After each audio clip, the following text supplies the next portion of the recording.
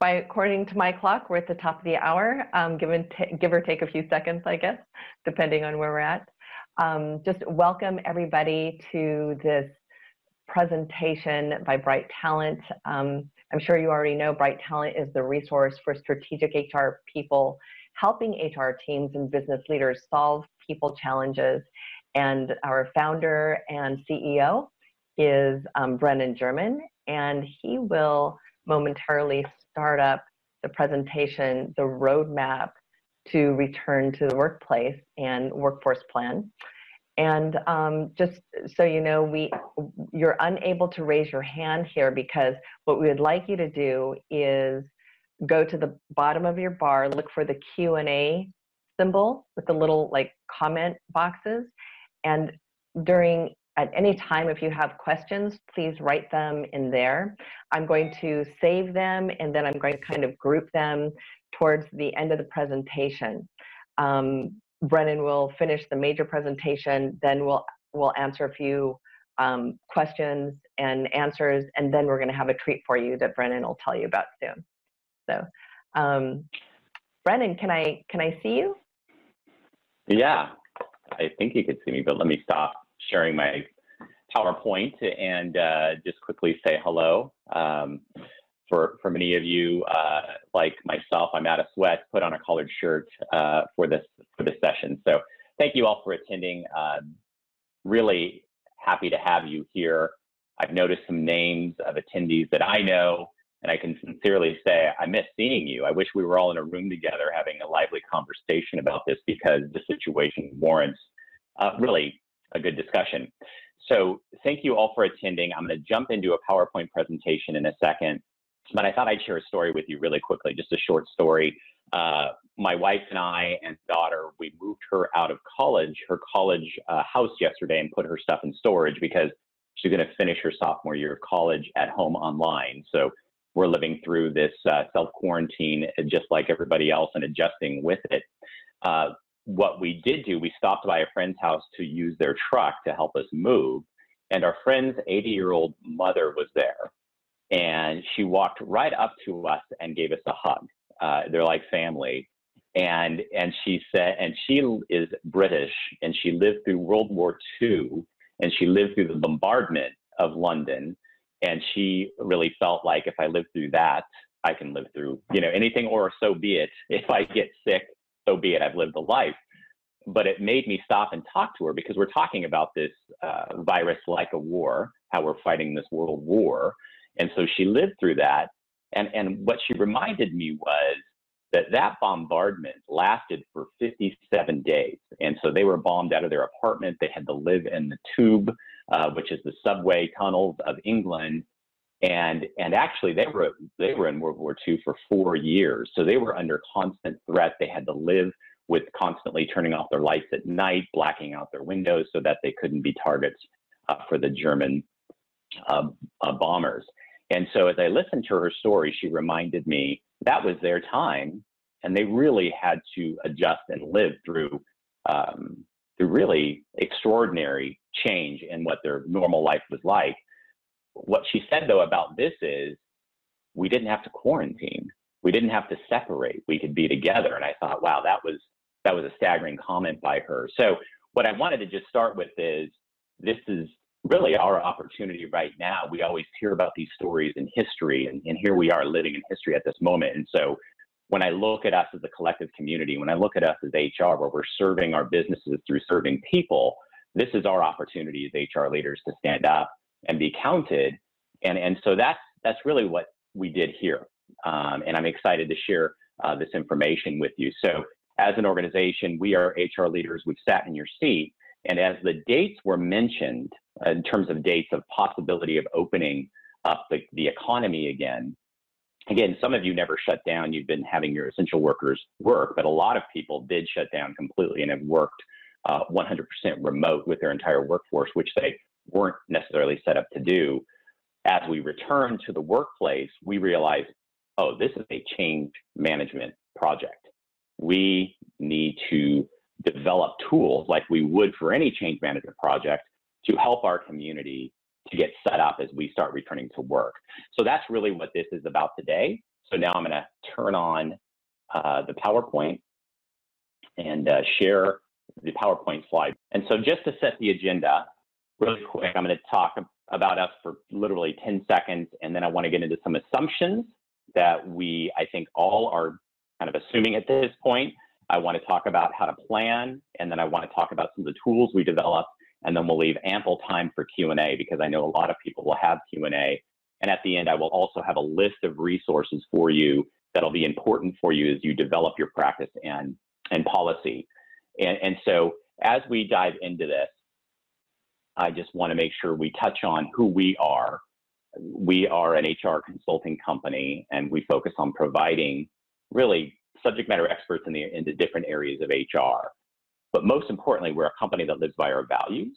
So we provide honest solutions, we do what's right, we're resourceful, and we believe in our community. And so we very much see this opportunity for us to give back to the community, but also to bring our community together so we can start this conversation, talk about how are we going to best get our workforce back to the workplace.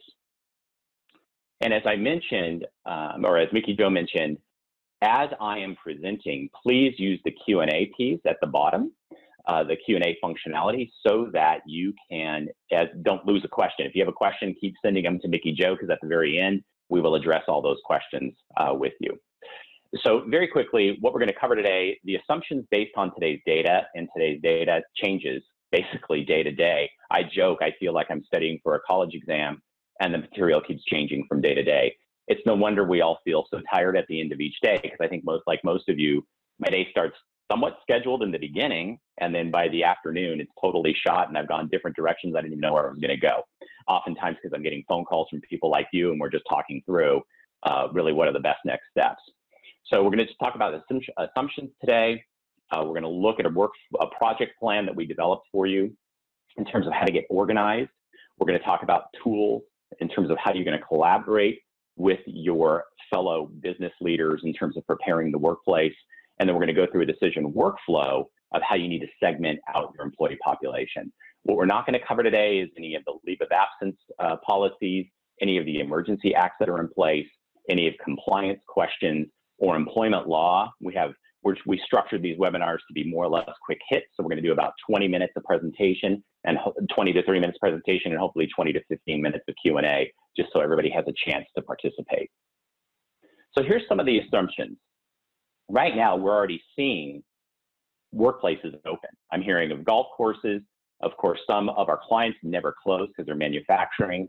Other folks like Boeing, other companies like Boeing, I'm hearing have opened, and they're opening with these different policies in terms of how their workplace is coming, or workforce is coming back together. And what's really important is we see a lot of information at the federal level. However, the policy and guidelines of returning back to the workplace is really guided by your most closest Department of Health agency, which is going to be at the city level. So you want to make sure as you develop those policies, you're not only looking at a federal or national, you're looking at a state, you're looking at a county, and then you're looking at your city to make sure that you are operating within the guidelines that are appropriate or that are now qualified to operate in your local guidance. So we'll have a resource for you to how to find that local Department of Health. So when we talk about preparing for the workplace, these are things that we just don't know. You know, we don't know when this pandemic is going to end or if it'll return. I'm sure you're all hearing the same things I'm hearing. You know, perhaps it goes away in the summer and returns in the fall. So we really need to think through whatever we plan now. We need to think through for that. Like I said before, it exposed our vulnerabilities. It exposed our gaps in terms of a lot of our policies and workforce plans. And then right now is a great time now to start planning for this new reality. Because as our conversation before we started, we all more or less ran into the wilderness together, and now we're navigating our way out of it. We have time to prepare to get out of it now, and I suggest all of you start this now. So now is the time, and that's why we worked very quickly and very hard to get all of this information set up so we could start this community now.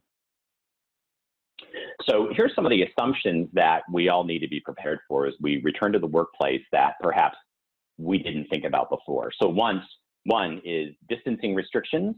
So now we're going to have to perhaps create adjustments to our office place so that we can adhere to the distancing requirements and restrictions, gathering restrictions. So now maybe offices that had, perhaps 100 people in it, or 50 people, or 40 people. Right now, I'm seeing in phase 1, we're still at gatherings no greater than 10.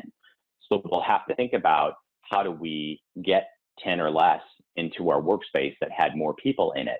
So we might need to start thinking about shifts for employees, including professional employees. This is more a custom when we think about production employees or manufacturing employees. We have to think about this way for professional employees as well.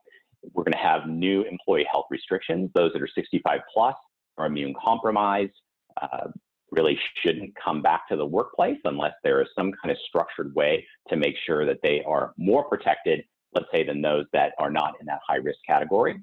We, as I was mentioning before in the conversation with Mickey Joe, we need to implement employee health screening in terms of taking people's temperatures, making sure they don't have symptoms as they come into work, and then what to do if we send them home. What is our policy? And then we need to think about infection prevention measures. So we need to think about how are we sanitizing our workspace. Most of us probably had a janitorial service that it came in nightly and obviously perhaps weren't wiping down all surfaces every day. That's going to change. So we have to put that kind of plan in place, as well as something else I had never thought of is an infectious disease response plan. So in the event someone does come to work and infects the workspace, we need to have a plan in place of what to do if that indeed happens. And so we need to start thinking about having a plan in place for if there's an infectious disease breakout in our workspace. And then also remote workforce policies in terms of many of us like I said, ran away from the work office, and some of us had remote work policies and a lot of us did not. And so now is the time to review those work policies to make sure they are meeting really practices that meet our practices now. So moving forward out of the assumptions, now we're going to talk about the project plan. So when we talk about a change management project, we have to think about all of the things that are going to be changing in your process or practices. And so when we think about how to get your plan organized, we developed more or less this 6 points in terms of developing what a project plan should be developed at. First, we're going to start with policies.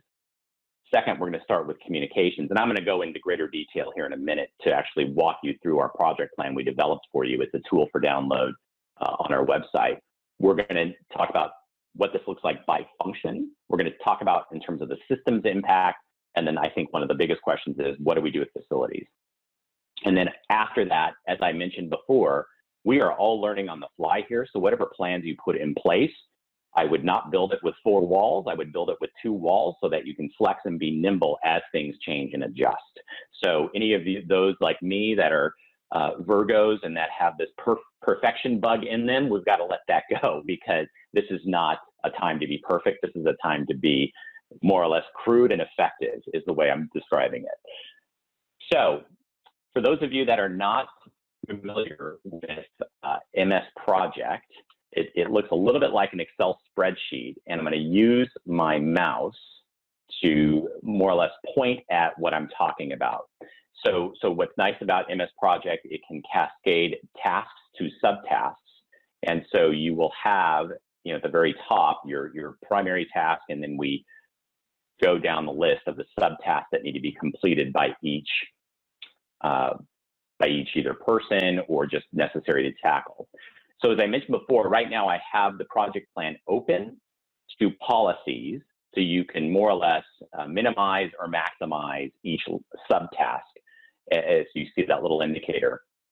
And so just to quickly talk about policies, as I mentioned, as we're going through our project, as we're organizing our project plan of how we're going to tackle this, we need to start with policies. And so we need to, first of all, either draft or review a return to workplace policy. I know a lot of us have a return to work policy, but what I'm hearing is a lot of us don't have a return to workplace policy. So more than likely, this is either going to be temporary or the beginnings of something permanent that you're going to begin drafting. And this is the tool that's going to help you as an HR leader collaborate with your other business leaders. You're going to need IT, facilities, finance, and you're going to start walking through what are we doing to return our workforce. And then once you get the outline of that established, then we can go down and start looking at our return to work policy. And our existing policies more than likely perhaps weren't scripted for this scenario. So then we have to make sure that that return to work policy is updated. So as I move forward in the project plan, and by the way, as I get, all of this is on our website. If this is difficult for you to see on this webinar, you could go to our website and download it as a PDF and follow along. We have, and if you read through our website under the roadmap to return to workplace, you will see we're happy to give this to you in MS Project form if you have MS Project. If you don't have MS Project, we have an Excel version to give to you. Otherwise, it's available for download right now as a PDF. And so now moving forward, going to the communication section of the project plan, you'll be, the same time you're developing policies, you are also developing communication, because they more or less are synonymous and have to go hand in hand. So as you're developing the policies, you're also drafting your communications plan. And your communications plan is to develop the strategy and the timeline at which you plan to communicate regularly with your employee base. And why I say it has to happen simultaneously, employees are waiting for information. And just to let them know that you are now building a return to workplace plan should be the first communication. And just let them know and prepare them and set expectations that they will receive ongoing communications relating to how we're going to return to the workplace. So this plan, as you can see in the subtask, you're going to develop a strategy and timeline. You're going to identify how are you going to communicate. For many of us, we have an intranet. We might have Microsoft Teams or other sharing tools amongst your organization. Other organizations, it literally could be a printed memo that goes up on the bulletin board. So depending on your audience, you have to understand the audience and the delivery message you're going to communicate to them. And so this is where you would take the time to build that project plan and then draft the messages accordingly and then review, finalize those messages, and then launch them off. And then here's what I'm learning. The best plans right now are going to change drastically, or not drastically, but going to change quickly. And so that make sure you set something up so that you are able to communicate to your team really frequently. They'd rather have a little bit of information versus having to have all of it. They just want to know what's happening and what's going on. And I think this is a great time to do that with them, to let them know as much as possible based upon what you know right now, is to be as transparent as possible. Because I'll tell you, most people are all experiencing what we're experiencing. This is all new. So there's a lot of grace, I think, being levied amongst each other, just knowing, hey, we're all learning and we're all in this together. And I think if you more or less are not perfect, I think they appreciate that. And you're looking very real instead of this polished, unemotional leader. So moving down into the tool, we get to the functions or / department section. So this is where we're partnering with these leaders of each function or department so that we understand what are your requirements for return to workplace. Remember, we're all not going to come back to the workplace all at once. It's highly likely there's phase 1, phase 2, and phase 3 as we introduce more and more of our employee population back into the workforce, if at all. This is the fascinating part. We have now entered a new realm of working where some people might never come back in terms of the workplace. They might work remotely 100% of the time. Some might hotel, meaning they come back some days of the week and sit in some office location. However, they work remotely as well. So there can be a hybrid, and then others are required to be back in place. And there might be some organizations that just working remotely does not fit their philosophy or strategy. So they're going to have to build a plan to get everybody back to the workplace. So this is where we need to decide by function, work with the functional leaders. How are we going to do this? Assess their needs, assess their office space, assess what employees need accommodation as they return. And in a minute, I'm going to walk you through some of the decision workflows we developed for that. And so moving to the next drop down of the plan is systems. This is self-explanatory. Every department, every function, each type of employee, you need to make sure they have the systems to be able to execute and do their job. And so a lot of you have already made these adjustments on the fly. I've heard some heroic efforts by IT departments and systems developers to develop different ways for their company to keep operating. However, this is time to take a deep breath now, make sure maybe all of those temporary or interim solutions are the long-term solution. So this is where you're going to sit down with your IT and systems leaders to figure out, do you have what you need going forward by department and function? And then moving forward to probably one of the larger one is facilities. Obviously, lots of questions. This is really where a lot of change is happening. Well, there's a lot of change everywhere, but this is where a lot of change is going to happen. And as an HR leader, I don't think we're expected to be the expert here. And this is where we really have to rely on others to help us. But from a general guidance, we need to, as I mentioned earlier, we really need to think through how many people can we put in a workspace now? How can we alter or change workspaces to accommodate shifts? It's possible people might not come back and sit in the same cube they've been sitting in for years. It might be possible that we're hoteling and sitting in cubes that are available depending on what shift. So this is where you have to think that part through with your facilities and department heads to really identify what need to change. And again, removing any notion that it needs to be perfect, you need to work through stages or interim steps of what can you do now. Literally might be closing off one cubicle so that you have 6 feet. So now 2 people can sit with a cube between them. I don't even know if that's 6 feet. So those types of interim solutions you might have to put in place. And this is where you would plan and organize through that. And then, as I mentioned, put this in place. And then from an ongoing perspective, so if we're going down to the last subtask here, ongoing workforce plan, really review 30 days, 60 days, 90 days and beyond. How's this working? What's the next phase? What's the next group of employees? What changes do we continue to need to put in place? So this is the organization that needs to happen as you go forward. And we develop this as general as possible so that you put your subject matter here and that you can customize this or configure this to your business. So now let's get into the workforce decisions. And so when we're thinking about a change project, we have to think about the employee base, and we're going to think about them at a macro level, so by function, and then we have to think about them at a micro level by employee. So if we look at by function or at that macro level, and I, again, apologize, this might be tiny on your screen. If you're looking on a phone, please forgive me. You can download this from our website. So I'll just walk through this very quickly. When we talk about a functional workforce, the first decisions we have to make is, are they returning to the workplace or not? And if they are returning to the workplace, so I'm going to follow the yes. So if we go to the left here, my left, if we are returning to the workplace, yes, is this is now a workplace employee, whether it's going to be hoteling or permanently back. Is this employee on leave or not? Because I'm hearing we have a lot of people that are sick or caring for sick, or they're home because the kids are unable to go back to school. So there's all these different accommodations we have to think through. So is this person on leave? Then I would say return to your leave policy. If they're not on leave and they're able to come back to work, we need to review and draft our requirements and update everything that we had just talked about before. This all has to be updated in a concise way so that we are training our employees as to what the new norm is. And so we have this sub box over here that reiterating or supporting what I just said about the project plan. Work with your department heads, identify your office layouts, update the facility accordingly. We have a tip at the bottom here. Workplace supplies are no longer, are going to have to include, I should say, gloves, masks, sanitizers. And so all those things have to be added to the list of things to purchase.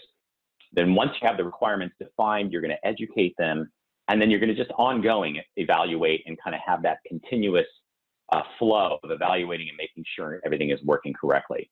If we come back to the top and say, are they returning to the workplace? No. Then they're a remote employee. Again, are they on leave or not? Assuming they are not on leave, you move forward. They're going to continue working remotely, and you're going to need to review your current policy to make sure that it maps to or aligns to what this new remote workforce means. Are they eligible? What does eligibility mean? What do they need? How does this really work from a system security? Do we need VPN, or do we have enough ways to keep, as Mickey, Joe, and I were talking about, encrypted communications so that there's no security breaches. So these are the things we have to think about. Some people didn't even have a workplace policy. So as we come down to that final decision there, draft or update policies. And if you need to draft and update them, which most likely then yes. And it's just, again, that ongoing workflow of making sure things are working. So moving forward, from an employee standpoint, at a micro level, it's very similar to what I just shared with you at a macro level. However, we really have to focus on what do we do with our individual employees. In terms of what do we do with our individual employees that we might be challenged to bring back from whatever this is. And so again, moving to that first decision point, are they able to work? No, obviously we're going to the return or leave policy. Going into yes, then we decide, are they a workplace employee or a remote employee? And so just if you followed the yes, they're able to return to the workplace, then we're following that same flow that I just shared in terms of what are the requirements and what do they need.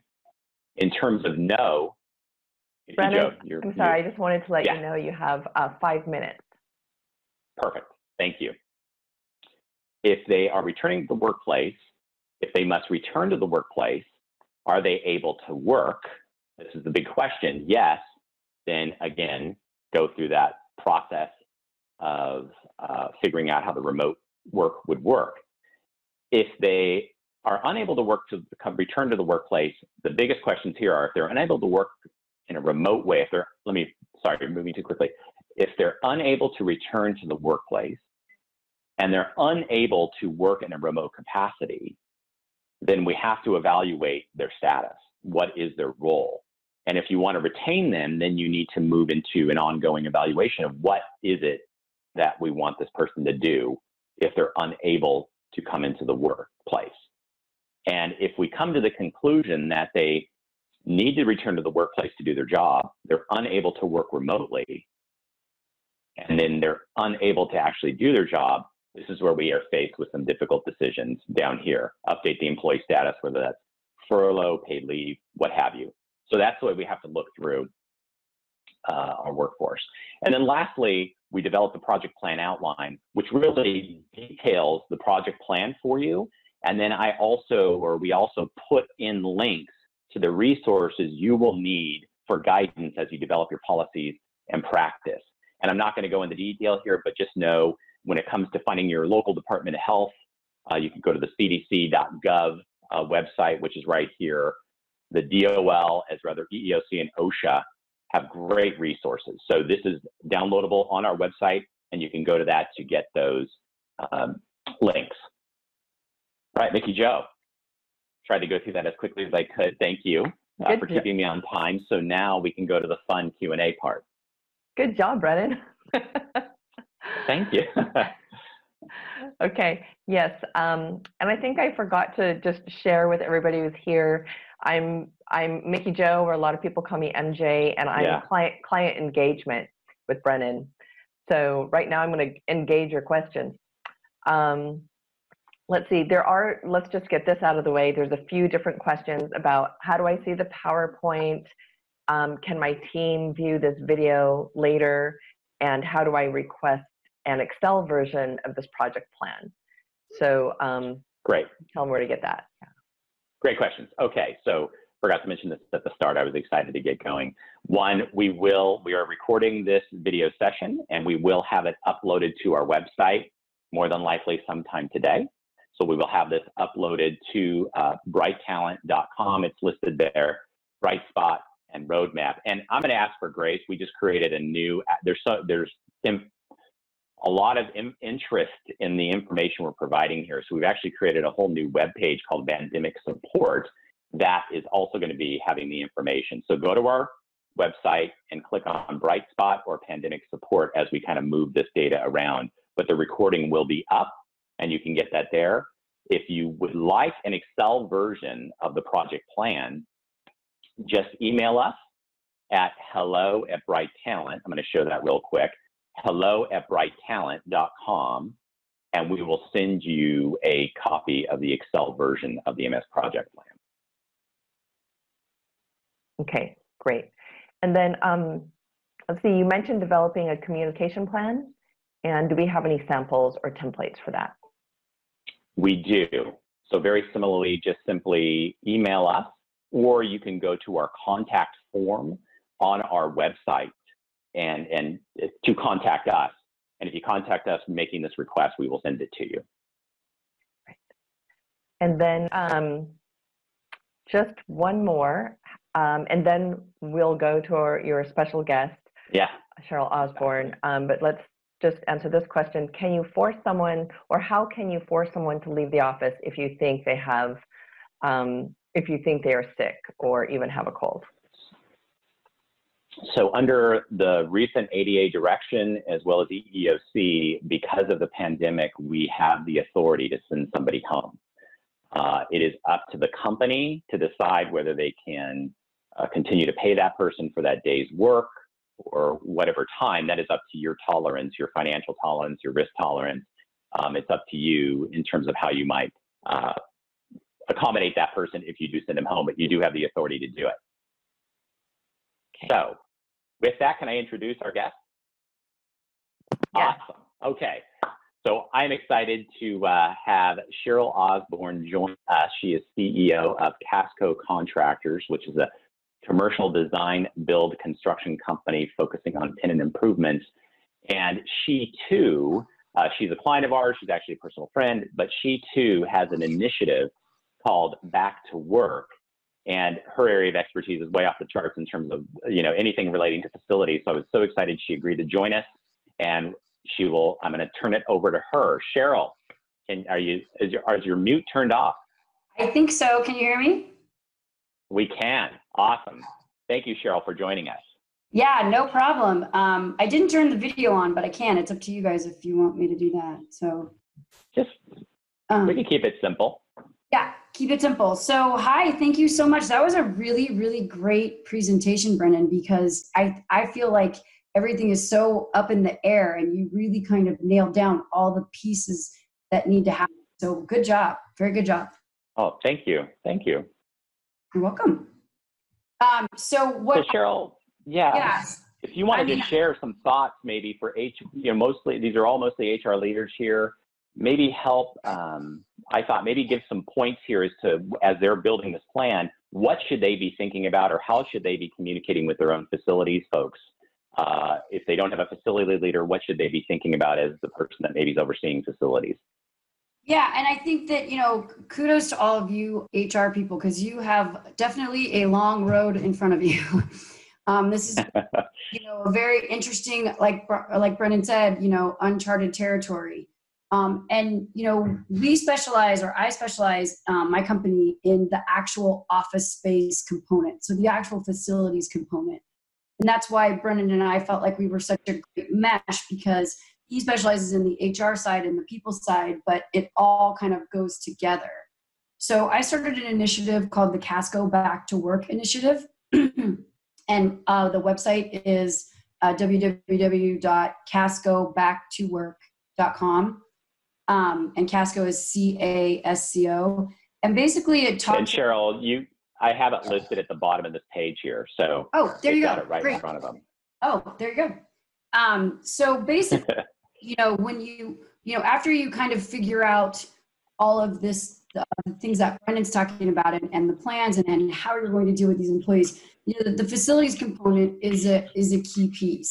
So what we're offering to clients is to do an analyzation of your existing space and tell you exactly, from a facility standpoint, what you can do. So the 6-foot distancing, obviously in the last 5 years, the huge push towards, collaborative areas, more open office, benching type workstations, those are all considered to be, not meeting the requirements of the 6-foot distancing.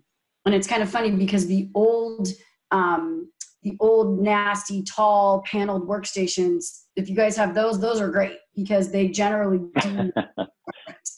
And so it's funny because, everybody went out and spent all this great money on new furniture and it looks great, but nobody anticipated COVID-19. So, but we do things like, it's hard to procure some of these hand sanitizers, these plexiglass dividers, and we've partnered with all of our subs to kind of create a program where we can get those to you really quickly and get them installed. And then after we just take care of some of the physical things like, automatic faucets, automatic door openers, so people are touching less things.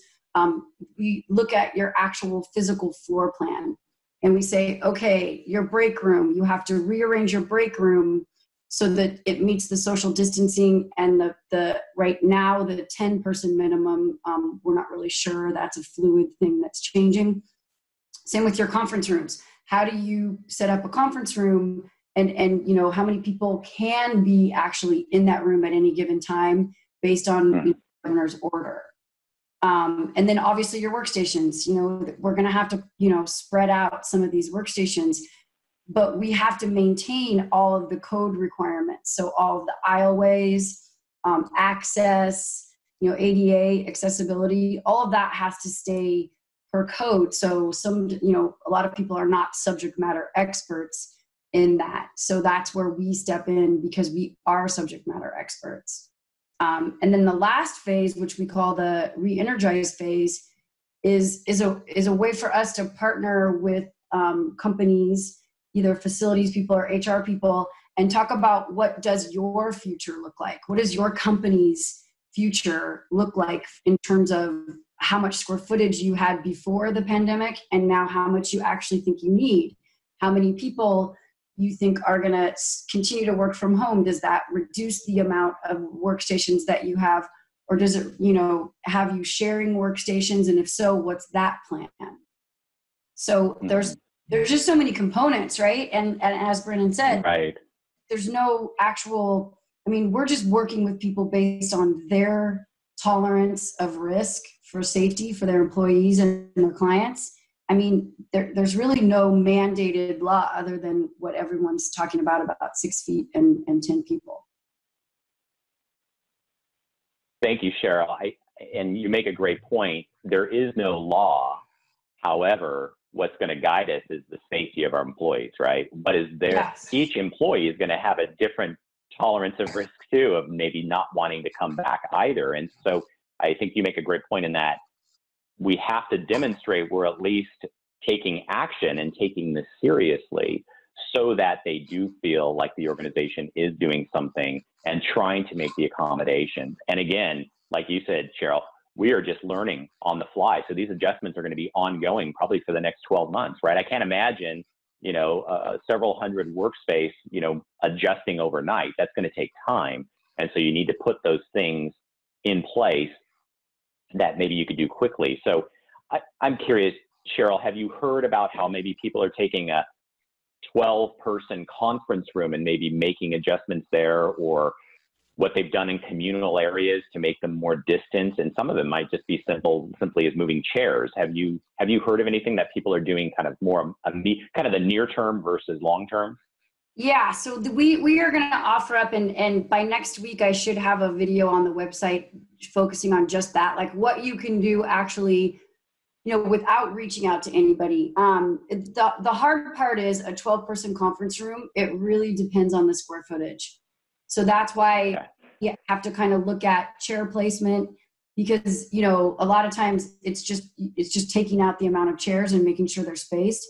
But, some 12-person conference rooms are 400 square feet. Some are 150 square feet. So it's really going to, be, it's going to be indicative of the square footage and the amount of occupants.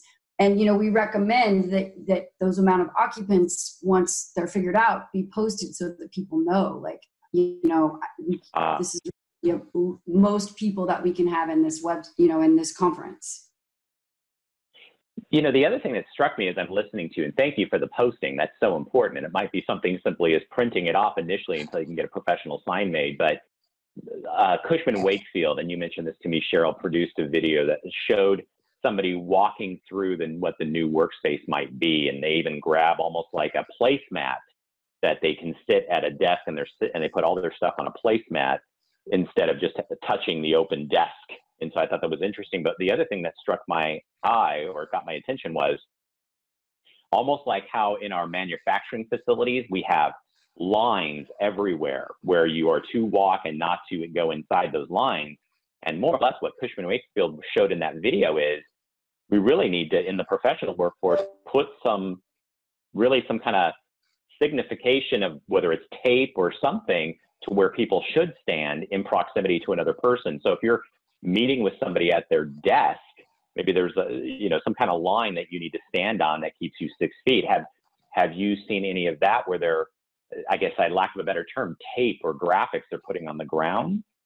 We haven't seen any of that, but those are going to be part of our suggestions, especially in companies that are very public facing.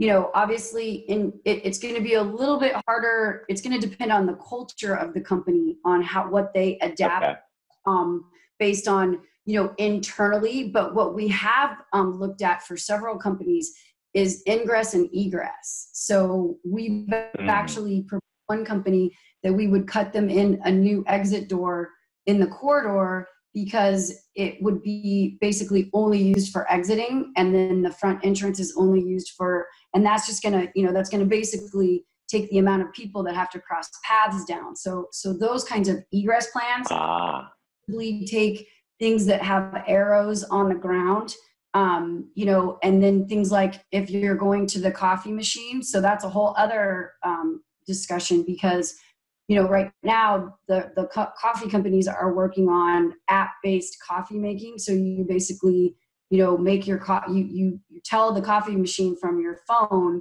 what coffee you want, and then grab it so you're not touching the machine. Or the same with the water coolers, but that technology is not out yet. I know in break rooms, you think about how many people touch the refrigerator, all day long. So those are going to have to be customized, I think, because, maybe your company will have to customize how you access the refrigerator, or have wipes to wipe it down. I don't know. I think that break rooms are going to be definitely, because they're a hotbed of bacteria and viruses anyway, right? I've seen and coffee areas. Yeah. So definitely, I think those are going to be part of the plan. But again, a lot of this is social responsibility, right? Like the social distancing piece really puts a lot on the employer or the employees to kind of self-govern. And I think that it's going to be based on a company's, sort of tolerance to that. It is going to be how it goes. Like if there's non-tolerant companies about anything, you're going to see, people walking around in masks, and people, things on the ground. Go and, conference rooms that, are only virtual. And then you're going to have some people that maybe feel a little bit less risk, they're a little less risk adverse. And so I think it's very much to what your employees are safe, because that's really the biggest thing, is how do you make people safe? Because I know government, the governments are opening up restaurants, but does anybody really feel safe going into a crowded restaurant at this point? Right. And Cheryl and Brennan, those are two different questions. We get questions about safety, and we get questions about enforcing. And I think about how the government has handled it with us, and basically, there has been some enforcement, but most of it has been about communication and, recommended standards. And it's, for a large part, it's up to us to want to feel safe and to follow that. And I think in some, there's some questions about kitchen areas and coffee machine areas. And I think we can start out with communicating both on the wall and in email and whatnot, how many people can fit in a space safely, and, how distant they need to be. Maybe we need to start just simply as we get in. Do you have any other suggestions for simple things like that, Cheryl, or things that that the companies have to deal with right away? Well, I think that everyone should send out a survey to their employees, basically testing their risk aversion, what makes them feel safe. Because again, because all of these are going to be so customized based on your employees, I think it's important to get their feedback and kind of take the temperature for that. That was kind of a bad joke, but take your employees to a different way. But I think that it really, it's going to be something that a company decides, without really the government's input other than recommendations. It's going to be their own policies that they act. That's a great point. And let me just make a point here, because I know we're just about out of time. Last week, Rochelle Snook, who's Director of Talent Management from WD-40, shared an FAQ, a frequently asked question, that they developed to help answer a lot of the questions they were receiving from employees. And we do have a modified version of that for download. But Cheryl, to your point, I think a survey is a brilliant idea, and you could almost take that FAQ that we have downloaded as a start for a questionnaire if you want to send that out to your employee base. So, Mickey Jo, I think we're out of time. We wanted to keep these kind of right on the dot. We do have one more question, and I want to address it just really quickly. And Cheryl, please let me know if you have anything to add.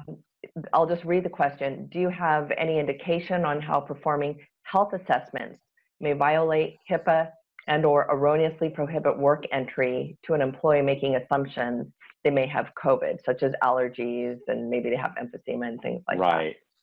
So I'll answer that because I just read this. So before I started, I was talking with Mickey Jo before I started the presentation. There's a new guidance by SHRM that was not new guidance by SHRM, but new information from SHRM that both the ADA and the EEOC is saying we are qualified as a workspace to protect the safety of everybody around us. Should we have the authority to send people home? So based upon symptoms that look like COVID-19, even though we're not doctors, if they're showing a fever, sore throat, fatigue, if they have a temperature, we are in full authority to send that person home during a pandemic scenario. So we are protected as employers for that. Yes. And I'll just add, because health assessments is a pretty broad term, we don't have, it's kind of situational, but it's also about standards. One, are you thinking about, this is just a rhetorical question. Are you thinking about giving all employees health assessments? What does that assessment look like? Who's doing it? What protocols do you have in place?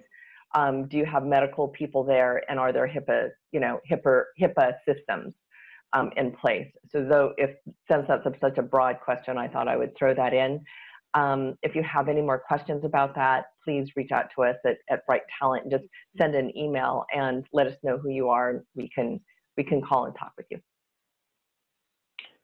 All right. So I guess this is where I say thank you. And if you don't mind unmuting Cheryl, so we can at least say, Cheryl, thank you so much for being our guest today. It was awesome. I hope we can invite you back, because we're planning on doing these on a weekly basis. So maybe in another future session, we can have you back and you can share how things have evolved, perhaps from a facility standpoint. Absolutely. I think that's a great point, because what I know now, next week, I'm going to know a lot of different things. So thank you. I thought this was really informative and really great. So thank you so much. Awesome, Cheryl. Thank you again. Thank you, everybody, for attending. And just please reach out to us if you need further information. We'll be back again next Friday. So this will be uploaded and on our website, and we're trying to make it a little different every week. So next Friday, we'll touch on another topic that's related to this. We'll start the session the same way, reviewing the tools, and then we'll get into the Q&A, which tends to be a little more specific to a particular area. So I hope all of you have a healthy and well day. Thank you. Thank you. Bye, everyone. Thank you, Cheryl.